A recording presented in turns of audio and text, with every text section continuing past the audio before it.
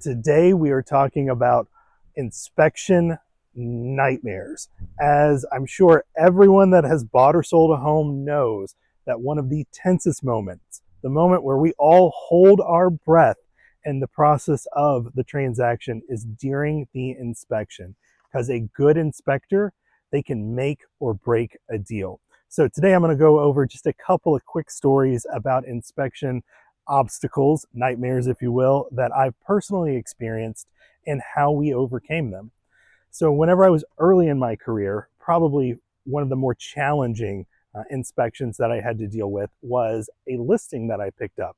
It actually failed to sell the first go round because the lister that had it originally, they had an inspection done to put it in contract, and the inspector wrote that it may have defective drywall. Not that it did, but that it was possible.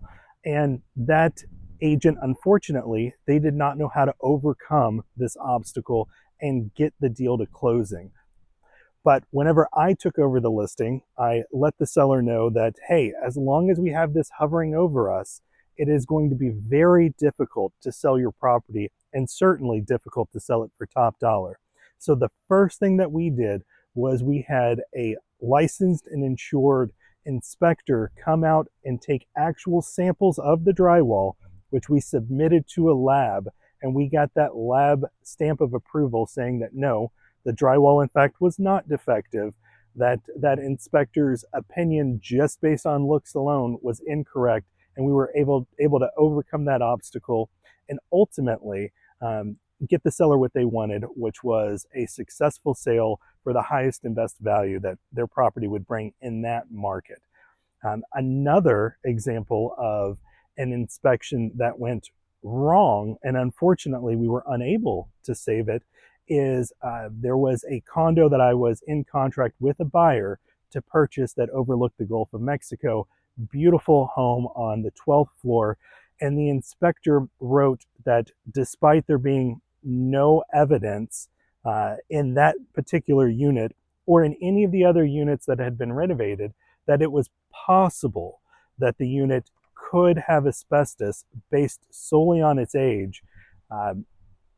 That was written in the report. It scared the buyer, and unfortunately, there was no way to overcome that, as the only way to test for asbestos at that time was an invasive test, which the sellers were unwilling to allow. So, unfortunately, we lost that deal.